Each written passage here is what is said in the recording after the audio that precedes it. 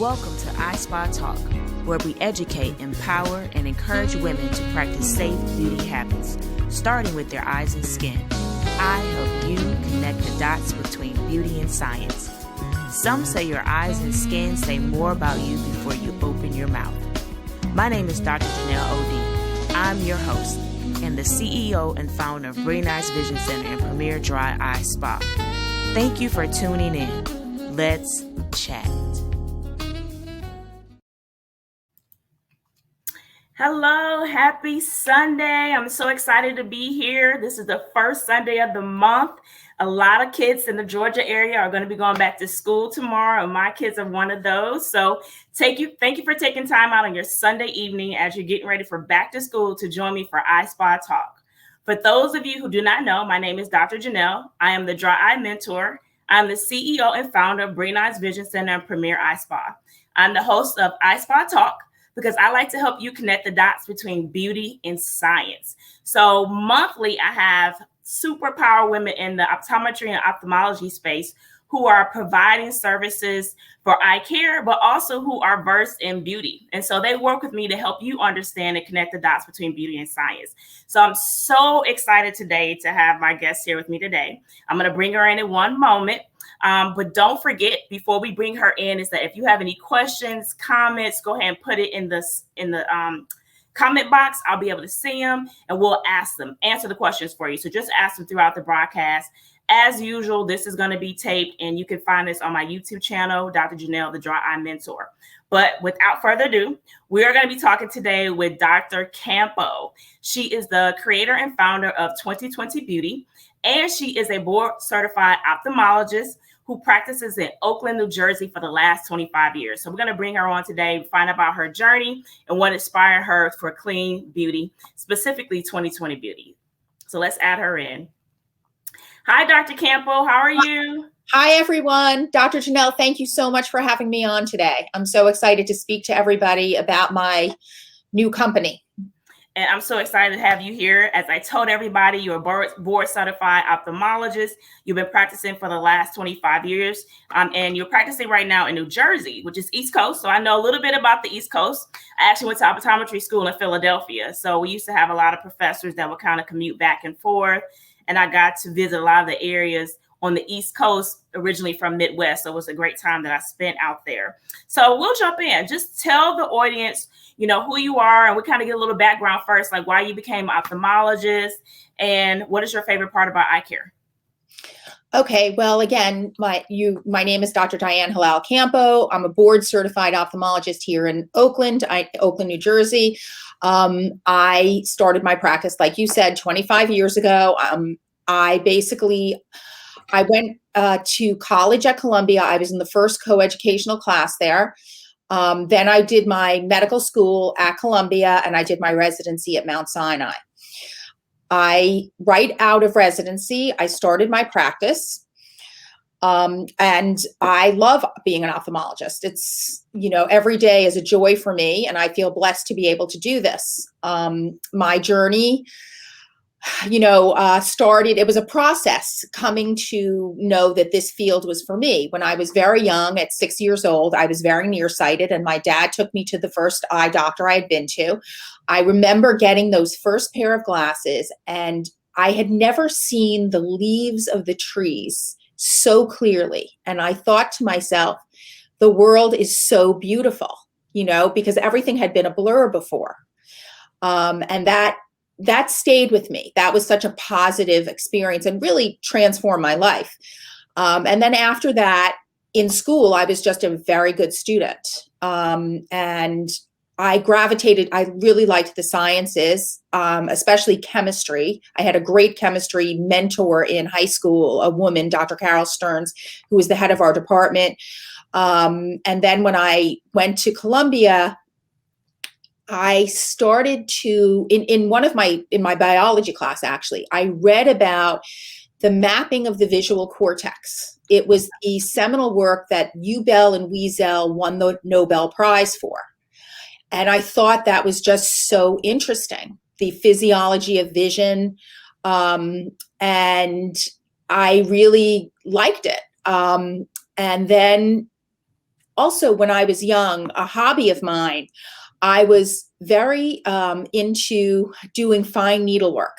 I did a lot of knitting, needlepoint, embroidery. So I was very dexterous. And again, in ophthalmology, our sutures are as big as a hair, 10-0 nylon, and you have to be comfortable with doing fine needlework and working under a microscope. And I was, so it all kind of came together. And then when I went to medical school, I did my rotation in ophthalmology and I loved it. I thought vision was really interesting, and I loved the combination of working with patients in the office, because I am a people person, and surgery. It was a combination of both, and it was the type of fine needle work I loved. And I loved also the gratification of giving people glasses and having them happy, or doing their cataract surgery and helping them to be able to see, So for all those reasons, that's what led me into ophthalmology. The thing that I love the most about practicing is I see every patient as a puzzle. Okay, so patients come in and they can't see well, and you have to figure out why they can't see. And that's fun for me, the challenge of going from front to back. First you look at their tear film, you look at their ocular surface, you look at their cornea, any of these things, the anterior chamber, then you look at their lens, their vitreous, their nerve, their retinas, or, and I have caught a lot of brain tumors. Tumors can't, because I love the neuro-ophthalmology so much. I have actually sent people for scans and caught a lot of brain tumors. And going through that process and figuring out the puzzle and helping the patient gives me just so much joy. That's why I became an ophthalmologist. And, I definitely can relate to that. A couple of things, we're myopia partners or blind sisters. I was myopic as well. And so I definitely can relate, being able to see the first time all the detail and the things that you're missing out on, that gratification. I'm sure when your patients are able to smile and, they're doing like this, or after their surgical procedure, they're able to kind of go back and regain some of that daily life function that they've been missing out on, is very gratifying. And then, yes, with the brain tumors, patients really, or people really underestimate how significant the eyes are and how much you can really tell about a person's overall health, or some things that may be going on that you may not put two and two together, that we can get right from the eyes. And then something I don't have in common, I am definitely not good with my hands. So that's why I'm an optometrist and not an ophthalmologist. Okay. You wouldn't want me doing any surgery and doing any sutures on you. I have a somewhat steady hand, but not enough to be doing those intense surgical procedures on the small eye. And so our viewers that are just coming on, this is Dr. Campo. She's a board certified ophthalmologist, and she was just kind of giving us a background on her story, how she became an ophthalmologist, and what are some of her most interesting parts about eye care. And so I always like to ask my guests that I have on here, I usually tend to like to have women who are in the eye care space. And so a lot of times, there was a time, especially 25 years ago, that there probably weren't a lot of women doing what you're doing. We're definitely growing in that space. And a lot of times at that time, there wasn't a lot of minorities. And so we're growing in that space. And so eye care is starting to look different, and who is able to be your provider. So what were some obstacles along your journey? And is there ever a point that you wanted to give up, or is this always, an easy process for you? It's never easy. I think thinking that it's easy, it's just not. I always keep in mind, I've always kept in mind, I knew the story of Walt Disney.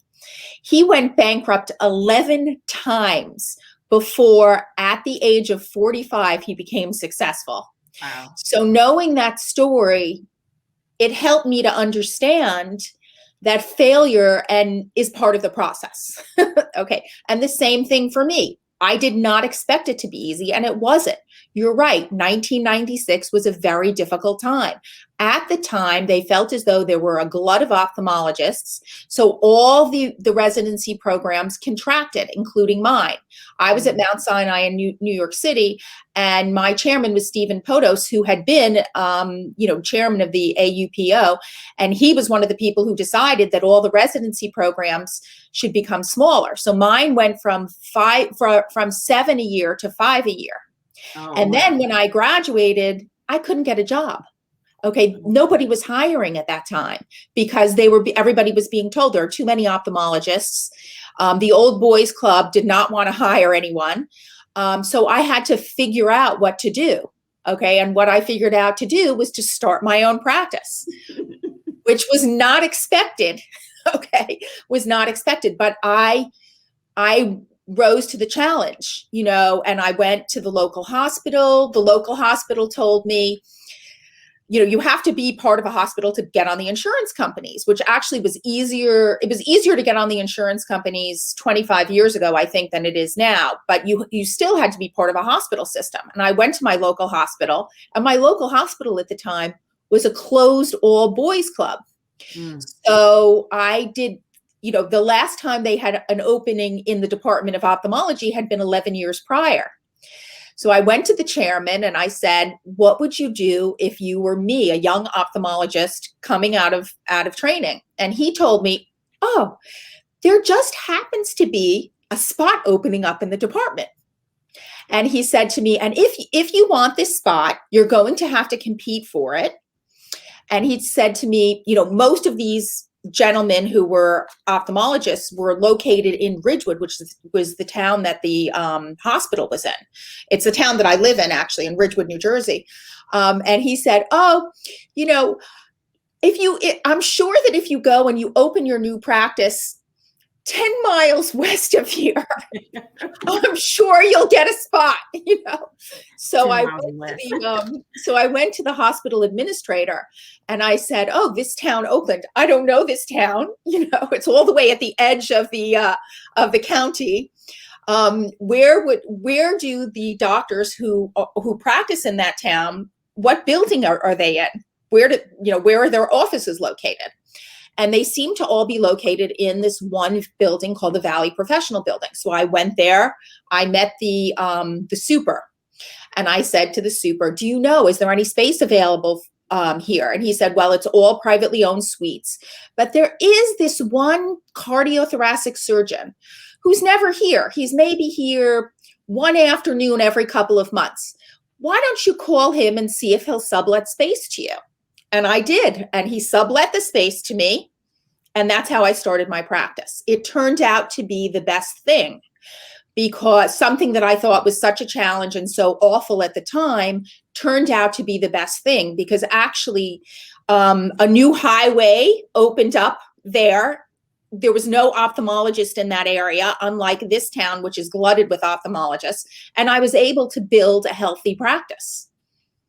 So that's amazing. Yeah. And so, like you said, sometimes you have to create a way out of no way. As a solo practice owner myself of 11 years, I definitely understand. I have some ways to catch up to you.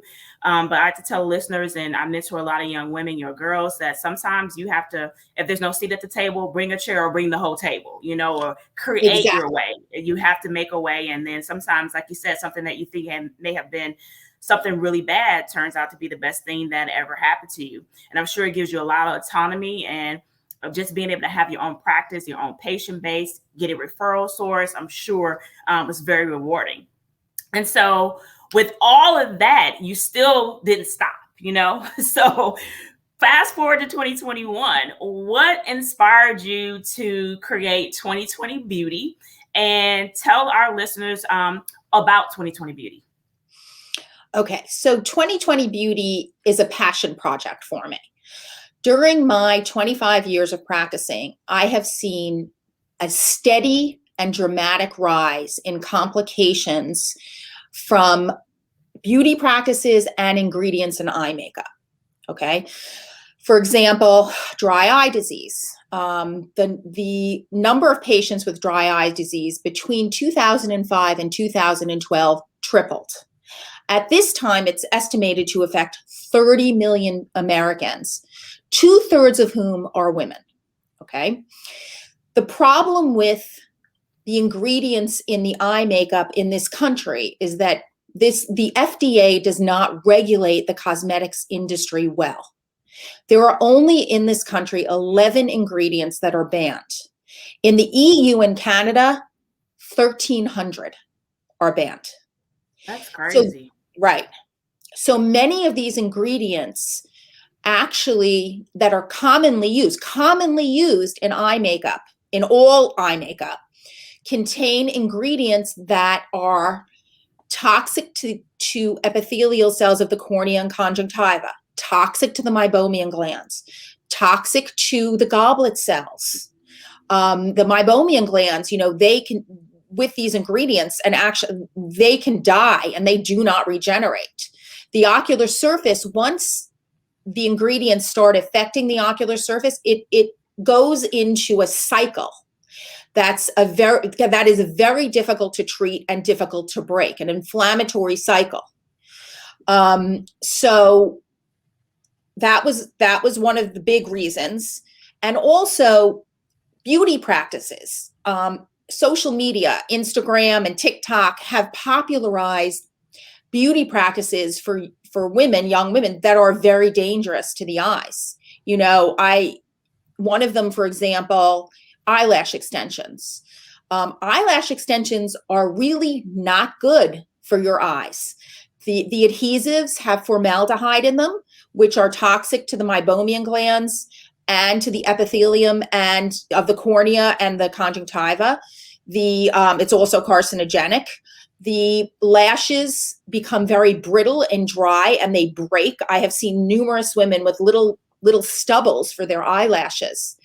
Also, you get patients have horrible blepharitis, eye infections at the bases because these eyelash extensions, they just replace them when they fall off. And the patients are not cleaning the bases of their lashes. So they're getting horrible blepharitis infections and demodex. Other things, I've seen bare areas of lashes from these lash extensions. So at any rate, seeing all of this, I felt like it was really necessary to give alternatives, to make products that are safe as alternatives for women, and I wanted to use it also as a platform to educate the beauty thought leaders, to educate other doctors, and to educate women in general, that really you have to be careful. These makeup is not well regulated. You have to be careful. These beauty practices are not healthful for your eyes. So my slogan became, healthy eyes are beautiful eyes. That is what I'm trying to propagate. And I'm trying to give women an alternative, safe beauty alternative that won't throw them into the cycle of dry eye disease and ocular surface disease. My products are very clean and they don't have toxins that can really hurt your eyes. Right.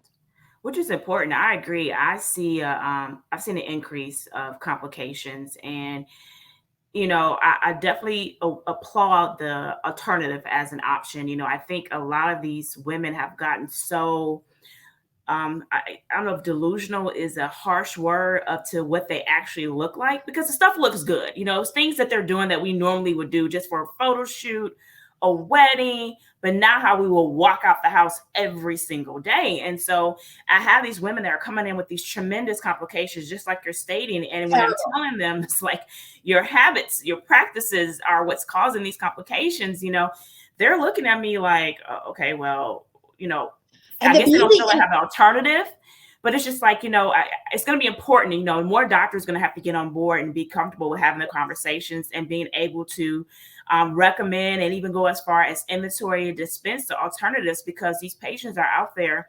They are causing havoc to the interior parts of their eyes, and all at the expense of beauty And then the funny part is it really doesn't look that great. It doesn't look natural in most cases.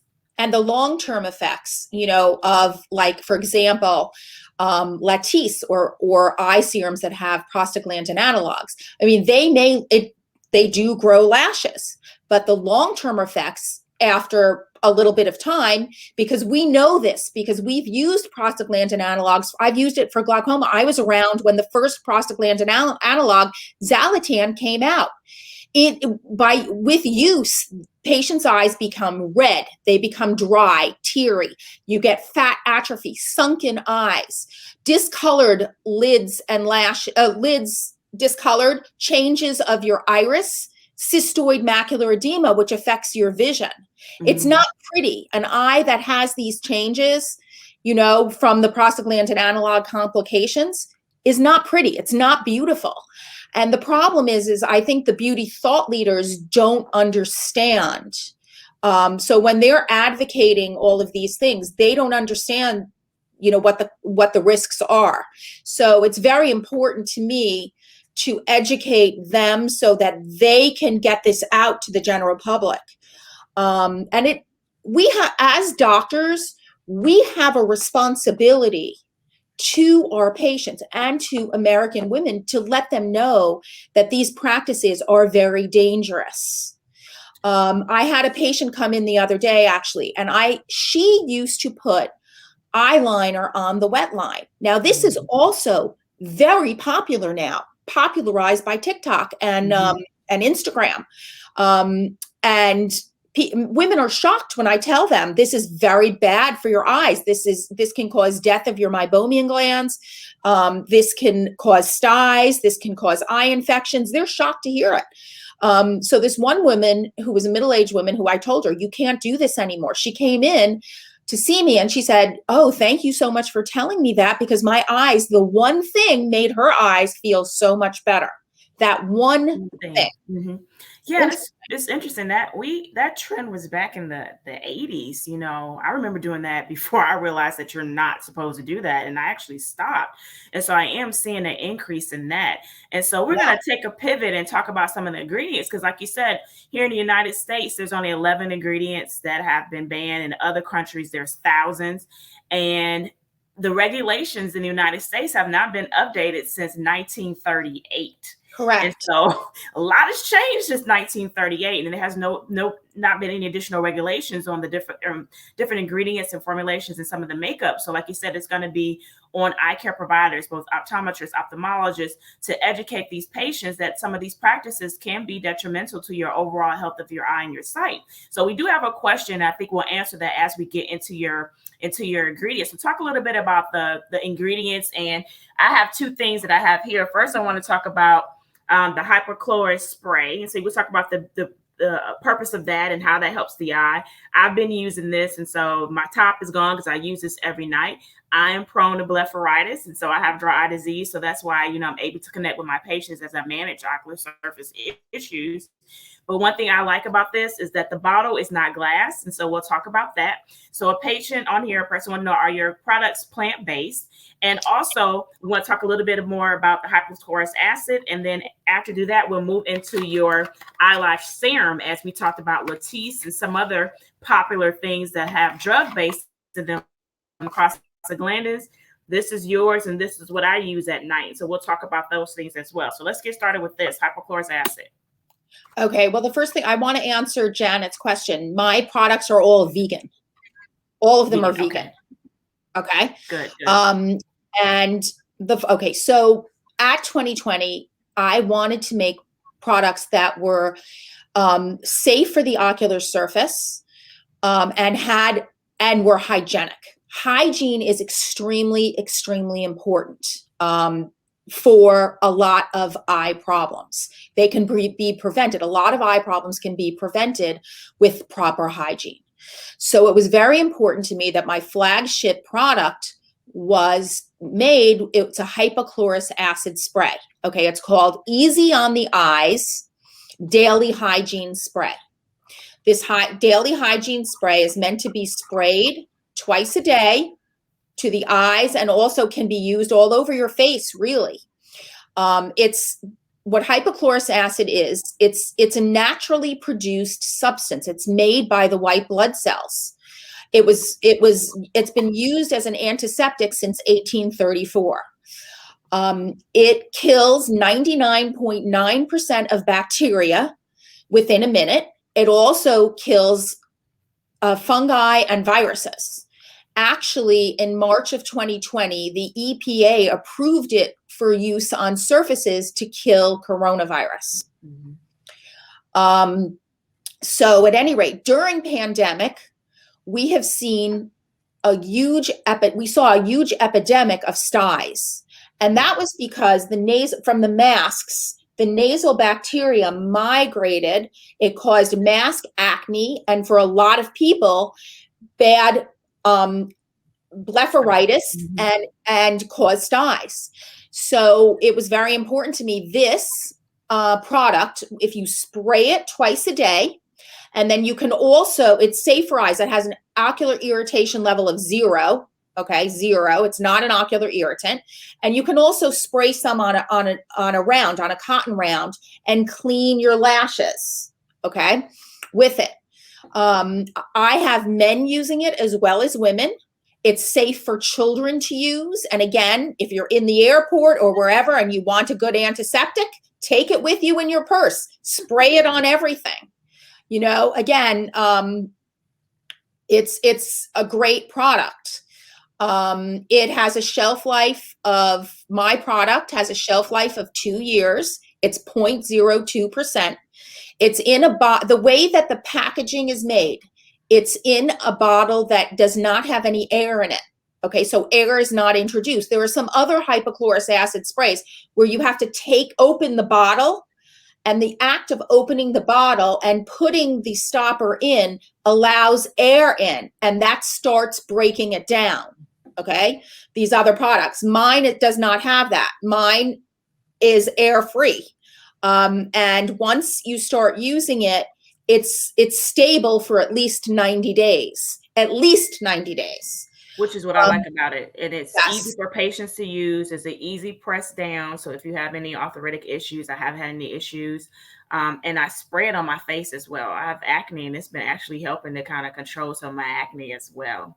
Yeah, it really is a great product. And I basically, for any eye doctors, it's sold in a 60 ml supply rather than most other products are 20 mLs. Mm-hmm. And we usually see our patients every 3 months. So this goes along, it's 3 times the size. It's a better price point than the other products, because the other products, this product costs $42. A similar amount of other products would be $75. Yeah, it really is. It was very, very important to me, that because hygiene is so important for eye care, and so many complications can happen from bacteria around your eyes, that I really wanted this to be my flag product. And this is safe to use if you are those patients who just, insist on wearing lash extensions. How should they use this Yes. to kind of manage blepharitis with those individual people lashes? Insist on wearing lash extensions, they should definitely use this product. Okay, definitely, because again, I see this so much, that at the base of the lashes, horrible blepharitis, which is basically bacteria, and horrible demodex, which are mites. Mm-hmm. And you want to prevent those. You really do. And using this, you should use this product twice a day if you have lash extensions, especially. And again, I know if you can just put some on a cotton round in addition to spraying it, and try to clean the lash bases without disrupting the lashes, I would really recommend that. Yeah, I definitely agree. And it's just a little easy, and they have the issue where they don't want the dropout, and this definitely helps. So I usually tell them to make sure they clean their face. I like to have this like the last step, and if their hands are clean, they can spray, just kind of massage it in, and they have that little wand that they can use that'll help kind of scrape some of that stuff out of there. But I always try to encourage them to minimize their feels. But I hope this is a fad that'll be ending the next I mean, year. I really hope that this fad ends, It because just came and I was like, these young women are going to end up later on with horrible eye problems. If but I this would tell you, it's not only young women. There's a lot of women I who are going know. through midlife crises. I have a lot of 45 to 55-year-olds coming in with a lot of the lash complications, and I wish I could just blame it on the young women. So it's a lot of our women that should Yeah, know a little better. I met one of my best friends. She's actually a women's psychiatrist, because middle-aged woman, she had this put on, and I had met her at a brunch, and it was misdirected, scraping on her eye. So I met her at my office for an emergency. I'd met her once before at a brunch, a doctor's brunch, and she became one of my best friends. This was about 10 years ago. Yeah, this was about 10 years ago, but true story. And again, she was middle-aged and wanted to do this, but it's just not, I had a patient who was a middle-aged woman who had the worst infection, blepharitis infection, at the base of her lashes. And I told her, you have to get the lashes removed. And she said, no.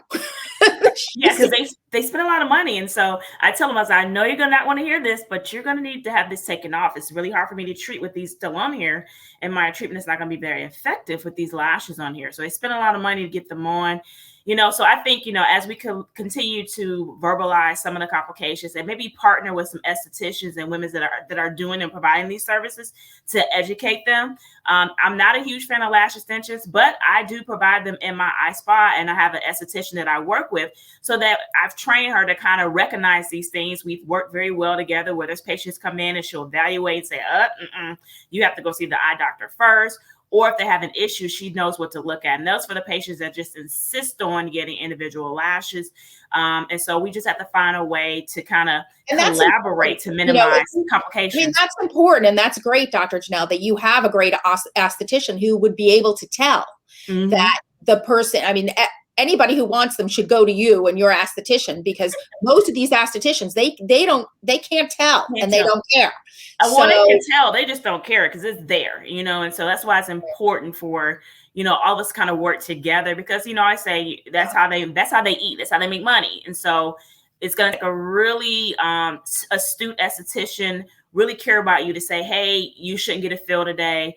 Yeah. Or you are not a candidate at all looking at your lash margin. So I think that's a work in progress. And that's why shows like this are important, for us to collaborate and get that information out there, so patients will feel empowered and know how to ask questions, and they kind of know what to look for when things are going awry. And, not to feel bad. They'll come in and say, I know you're going to tell me I got to take them off. And I'm saying, yes, we're going to treat. And then if you insist on wearing them, and then I'm not a fan of it, but I'm going to kind of give you a cycle or a way to wear them to minimize your risk as much as possible. And so I think this is why this is a good product to have, to be able to offer your patients. And that's so great. And basically, more women need to do that. They need to go to an optometrist like you and have their lashes put on by somebody who's related, your esthetician, who is connected with you.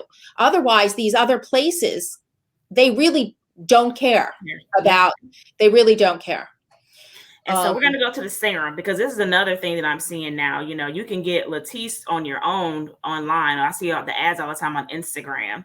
And there's some other products that I won't name, that have synthetic prostaglandins in them, and people that purchase them don't realize that. And so let's talk about the importance of a drug-free lash serum. I like how we have these individual wands to be able to put on the serum at night, which is pretty cool. And like you said, hygiene is important. So let's talk about this a little bit, some of the ingredients that you have in there. Okay, so my product is an anhydrous combination of oils. The active ingredient, and by far the ingredient that's the highest concentration in it, is castor oil. Castor oil has been used for many, many years to grow hair on the head, eyebrows, lashes. The way that it works is that it stimulates a receptor on the vascular endothelium that increases blood flow to the root of the hair. By increasing the blood flow, the hair goes from resting phase to growing phase. Okay, so it works. It can take up to 3 months to see the effect, but it definitely works. The second ingredient, castor oil is also, it's very important for many reasons. Number one, it promotes the growth. Number two, it's anti-inflammatory for the ocular surface.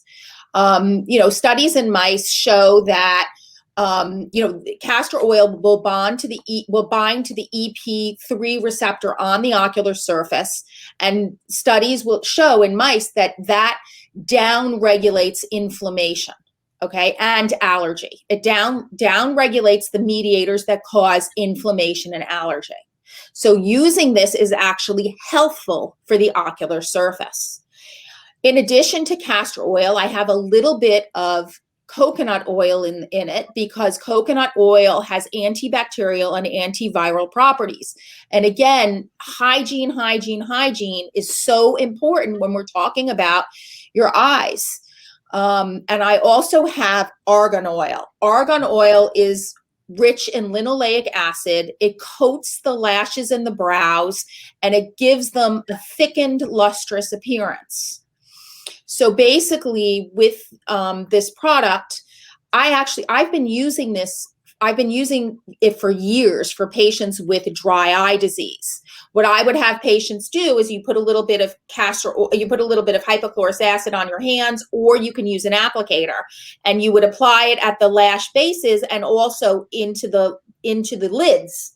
And what happens is patients wake up, the fatty acids from the oils leach into the tear film, and patients feel great.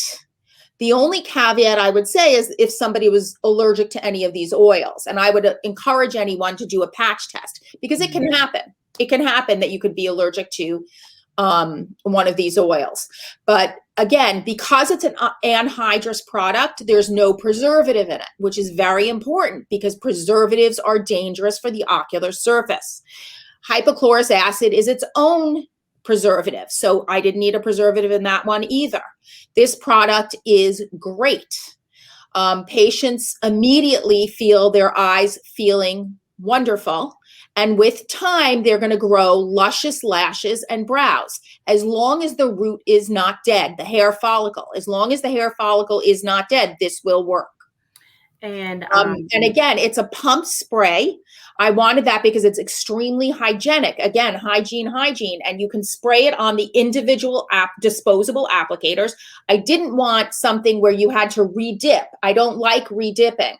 So this is great. It doesn't introduce any bacteria into the product. And so the name of my eyelash serum is called Get Growing Lash and Brow Serum. And again, it's part of my 2020 beauty products. My hypochlorous acid name is called my Easy on the Eyes Daily Hygiene Spray. Those are the names of my products because Peace just asked about that. I saw that. I was going to ask you that. And so where can you give them the website of where they can find these products? Yes. It's www.try2020. So www.try2020.com. And on Instagram, it's the same thing. The handle is @try2020, spelled out. Again, the best way to get the products is to go to the website, www.try2020.com, and the products are there. Put in your name into the email address, and as products are being launched, you will be notified, because I'm launching throughout the summer and fall more products that are helpful for your eyes, and beautiful. They're beautiful, they're helpful for your eyes. Now, any previews on some of those products that are coming out that our listeners can learn about? Yes, I'll tell you. I have a brow serum, which is 3 different colors. And again, as a mature woman myself, my brows don't hold color between my hair colorings. So I wanted something that would cover the grays when my brow dye wears off. I mean, you laugh at it. Wait till you get to be my age, Dr. Janelle. They're starting to come in now. They're coming in now. Mine don't grow, so I don't have to worry about Wait till you get to be my age. You'll know exactly what I'm talking about. And then, so that's one product that's coming out. It has also a little castor oil on it to encourage growth of the brows. I have a liquid liner, which I believe tomorrow is available for shipping.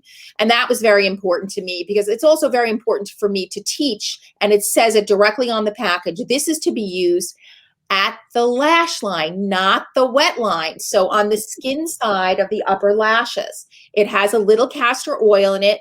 It stays in place and it doesn't have the high, the harmful high BAK, or EDTA or formaldehyde. It doesn't have those ingredients in it. And it also doesn't have, another ingredient that you should look for that people don't know about is carbon black. Carbon black is a carcinogen and it has many, many different names so that it can be hidden in the ingredient list. Mine doesn't have it, but it can be, carbon black can be FD&C black #2. It can be lampshade black. It has many names and it's hard to know if it's in the product. The same thing with the over-the-counter lash serums. Okay, so my lash serum, I'm telling you right now, has no prostaglandin analogs. We went over all the complications that can occur with prostaglandin analogs. 2/3 of the eyelash serums out there have in their ingredient list a hidden prostaglandin analog. Any word in there that has prost in it, for example, isopropyl chlorprostonate, that is a laboratory-made prostaglandin analog. It is 10 times stronger than bimatoprost, which is the active ingredient in Latisse. And it causes these complications very frequently of the red eyes, the dry eyes, the discolored skin, the actually errant eyelash growth. I see that a lot, errant eyelash growth. Patients should be communicating this. We ask, do you have hypertension? Do you have diabetes? We should be asking some of their beauty practices as well. Sometimes it's pretty obvious if you see their eyelashes are extremely long. I'll ask them if they, how do you get your lashes? Are they naturally that long? Without trying to insult someone. But it's important for us to know if you're doing these practices at home, because it can make a difference in sometimes, understanding why you're having some of these disease processes, or why our treatments aren't as effective as we want them to be or plan for them to be because some of the practices that you're doing at home. And so not only is this good information for patients, but also good information for eye care providers to start to have those conversations and maybe implement some of these exploratory questions in your intake forms for patients to be able to answer so that they feel comfortable, because it's all about creating a safe space so that you understand what patients are doing at home, so that way we can better care for our patients. Looks like our viewers are really enjoying. They have a lot of questions. A lot of people are agreeing with you, saying that it's important to know this information. One person actually said that it's maybe even better to buy your eye care products from eye doctors, which I am not against. If you own your own practice, the beauty industry is $1 billion industry. And the fact that you can walk to any, beauty supply store or CVS and Walmart and purchase these things, why aren't eye care providers, especially if we're in a luxury of owning our own practice, not inventorying these things and being able to provide these services for patients so that they can purchase what's going to be best for them, but also that helps to increase our revenue opportunities as we're, growing our business and things like that. So that will be something that we should all think about. And so to bring us to that, you gave us a website where patients or can purchase your products, but how about doctors? If we want to inventory these products in our practice, will you offer wholesale? How do they get in contact with you to be able to do that? Okay, absolutely. I would love to have eye doctors all over the country partnering with me, because I feel so strongly about this, and I feel so badly that women are being misled. They're being misled. And really, as their doctors and their advocates, we really have to teach them and have to help them. They should not be going and getting just anything from the drugstore. It's dangerous. For any doctors who want to partner with me, which I would love, my website, try2020.com, there is a wholesale link. And if you hit the wholesale link and you put in your information, that will start the process. and you will be able to partner with me.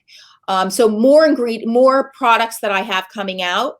I have color shadows that will be coming out in a few weeks. And again, most of the products out there now are powders. They're powder shadows. And with every blink, the powders go into the patient's tear film.